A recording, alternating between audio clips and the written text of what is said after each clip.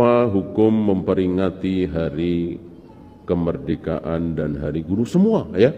Semua bentuk perayaan sudah dihapus oleh Nabi. Semuanya dilarang kecuali Idul Fitri dan Idul Adha. Nah, pada kali ini kita akan mendengarkan satu hukum tentang masalah merayakan 17 Agustus.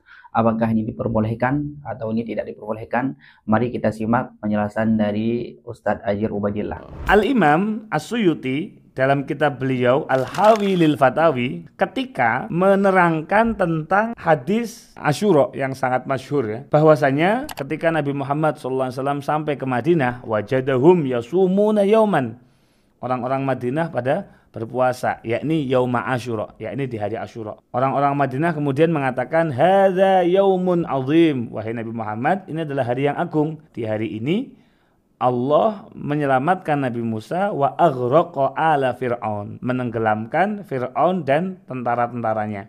Fasama Musa syukran lillah.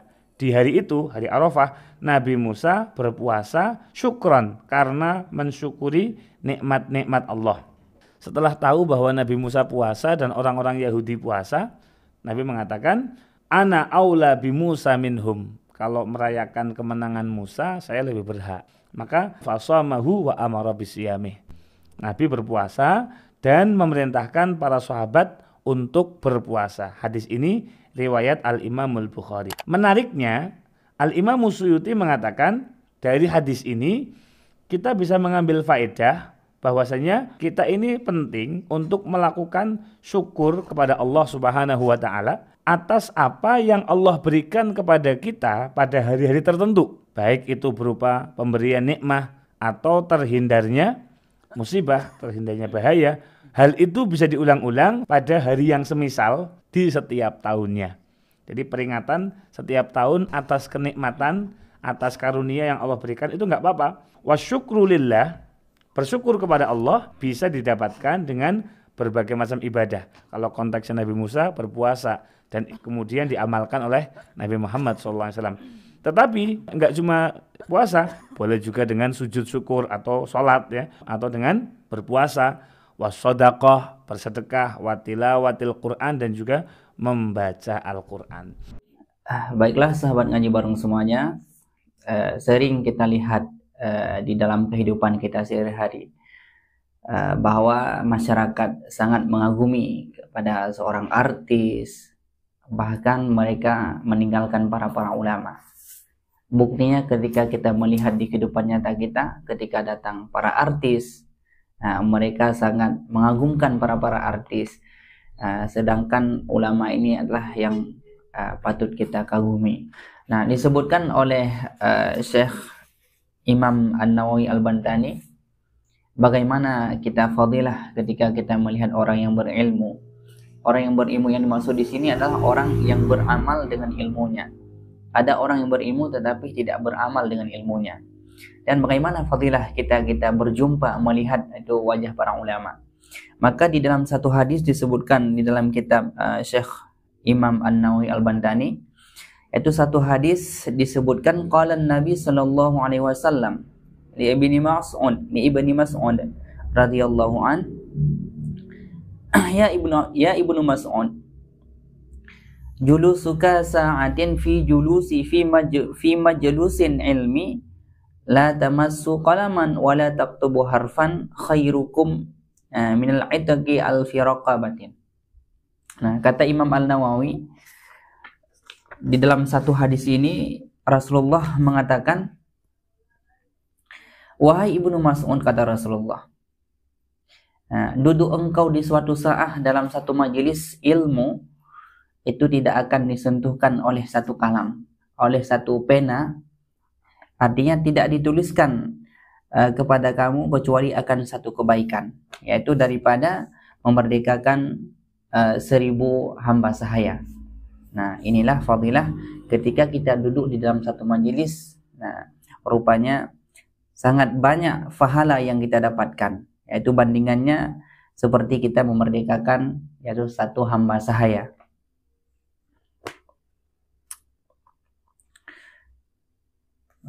Ada juga hadis yang Dikatakan di dalam kitab Imam An-Nawawi Al-Bantani, nazaruka ila wajhil alimi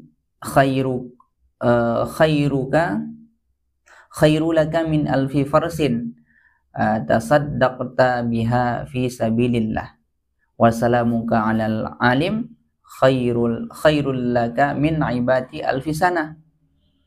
Nah, kata Rasulullah SAW dalam satu hadis,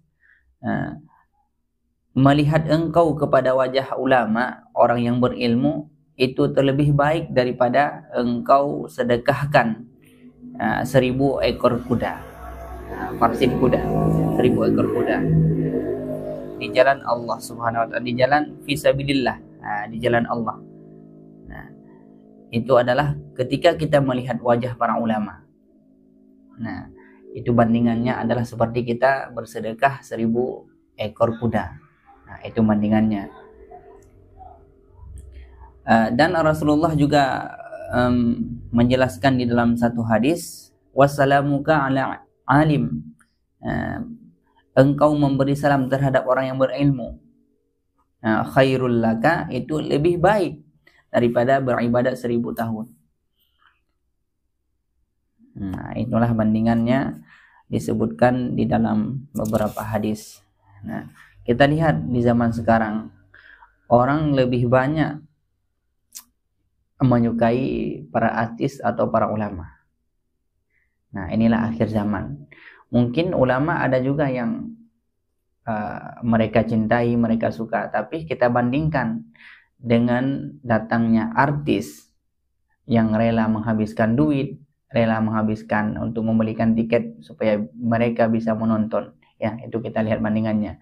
Padahal mereka tidak tahu, ketika kita melihat wajah para ulama, ternyata sangat banyak fadilah-fadilah yang kita dapatkan. Melihat wajah ulamanya saja, begitu banyak pahala yang kita dapatkan. Apalagi kita duduk bersamanya, kita menyalaminya. Nah, mungkin kita belum tahu tentang masalah fadilah-fadilah. Mengapa kalau kita lihat di kalangan-kalangan orang yang berilmu, mereka merebut untuk menyalami para ulama, melihat wajah para ulama. Nah, karena mereka sudah tahu bagaimana fadilah melihat wajah-wajah para ulama. Jadi yang disebutkan di dalam hadis ini adalah alim di sini orang yang mengamalkan dengan ilmunya. Jadi ada orang alim tapi tidak mengamalkan. Nah, contohnya orang menyampaikan saja tapi tidak mengamalkannya. Itu tidak disebutkan dengan orang alim. Nah, inilah yang dimaksudkan di dalam hadis ini. Semoga ini bermanfaat terutama untuk saya pribadi, dan semoga bermanfaat kepada sahabat-sahabat ngaji bareng semuanya. Amalkan yang sudah kita ketahui walaupun itu sedikit, insyaallah bermanfaat. Assalamualaikum warahmatullahi wabarakatuh.